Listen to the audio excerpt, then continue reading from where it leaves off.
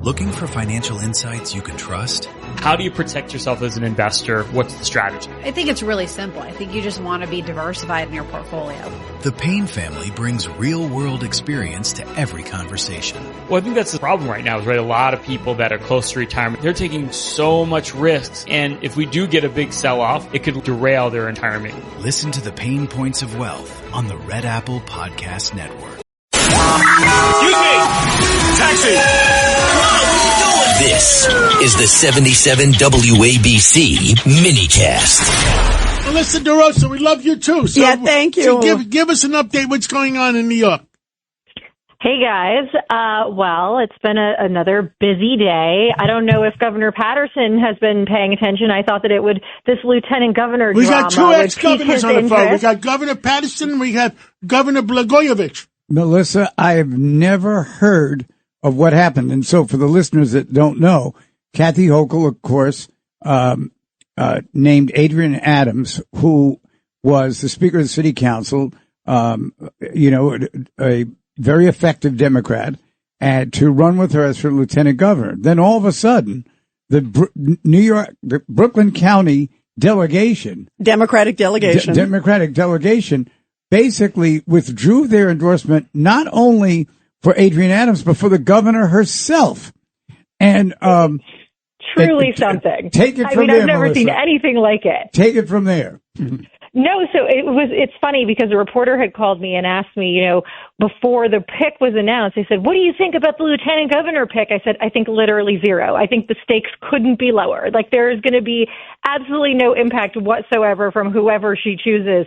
And then I was wrong. I mean, the whole thing blew up.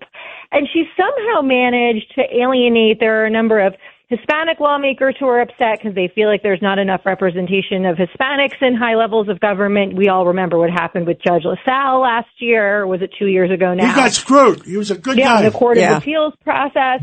And then out of nowhere, Rodney Spichat pulls the rug out from Kathy Hochul and puts out this statement, the Brooklyn County chair unendorsing Kathy Hochul because of her pick. So what do you think, Melissa, was the real reason? I think for people to know, was there a real reason why the Brooklyn Democratic Party said, okay, we're not going to? Look, we've all been in and around politics a long time. We know emotions run deep, and sometimes, you just really don't like somebody. And from the word, there's different stories. Maybe Rodney's wanted to be chosen. Maybe it's that she had somebody in Brooklyn that she wanted considered, like Brian Cunningham, who was passed over. So now there's just the rumor mill and everyone trying to figure out what actually happened here. But it was certainly unprecedented and took what should have otherwise been a totally boring, passing news cycle and blew it up into this whole drama in only a way, the New York State Democratic Party and its dysfunction could. Melissa, I feel that I have figured it out. I was born in Brooklyn. When you're in Brooklyn, you always think that everyone else is out to kill you. And that's how the elected officials have been there for That's years. Where Murder Incorporated started. And only 50% of the time you're right. And Governor Blagojevich, is this a bigger mess in New York or Illinois? So I think we may have lost the we may have lost him. governor. I think we lost him. Go ahead, Fernando. Melissa. Sorry, go ahead, John. This is Fernando Mateo. How are you, Melissa? Good. How are you doing? Good. Melissa, are you considering leaving the Democratic Party and joining the Republican Party? I have not given up on the Democratic Party yet. And you know what? The truth of the matter is the far left wants people like me and Governor Patterson and Governor Cuomo and others, who the Clintons, they would be happy if that happened because they are trying to stage a coup of the Democratic Party and just, make it the DSA. And I have not given up the fight yet. Well, listen, you're getting to the point where you're going to have to give up because there's no excuses to belong to the Democratic Party these days. Secondly, why is it that the Democrats are defending all these immigrants, yet they don't put Hispanics in power? What is going on with that? Why are Hispanics always left behind? Why are we taken for granted? I can't speak for that broadly, but I do agree that there should be more representation of the Hispanic community in high-level positions, and especially in a place like New York, where we are the melting pot and we celebrate all cultures and all these things. It is crazy that that population continues to be overlooked, and it shouldn't. And I agree, there is some hypocrisy in there. The Adrienne Adams choice I kind of thought was baffling because it's like her time had come and gone. And when she ran for mayor in this last election, you know, she was the city council speaker. Like she was expected at one point to be a serious competitor to Governor Cuomo, like someone who would maybe rival him. And at the end of the day, I think she got 40,000 votes. I think it was like 3%. So it's not like she's bringing a base of support with her. It's not like she's currently sitting in an office where, you know, they're playing the chess moves of, oh, we'll elevate her and then put someone else in that spot. To be honest, I don't know if it was just that no one else wanted the job. Melissa, to be honest with you, I think she should have offered the job to Andrew Cuomo. I'm not sure that Andrew Cuomo would have taken the job. I'm not sure. Come on, guys. Come on. Let's move on. Let's go to Judge Weinberg. Okay. Go ahead, Judge. Time for a serious question, Melissa. Yes. All right. So the New York State Department of Health has a little clique on the inside, and they're using governmental offices, governmental resources, governmental time for political activities to condemn the state of Israel as a genocidal nation and to rally their troops. Now, on your reading of the city charter, my reading of the city charter, you're not allowed to use governmental resources for those kinds of purposes, that is political activities. And in fact, it's a misdemeanor under the New York City charter. Where is the mayor of the city of New York rooting these people out? If they're at-will employees, he should be firing them. And if they're union people, they should be going through a process now. What are your thoughts? Well, here are my thoughts. First of all, I saw that and I almost fell over. It confirmed my worst fears of what I thought was going to happen in this administration.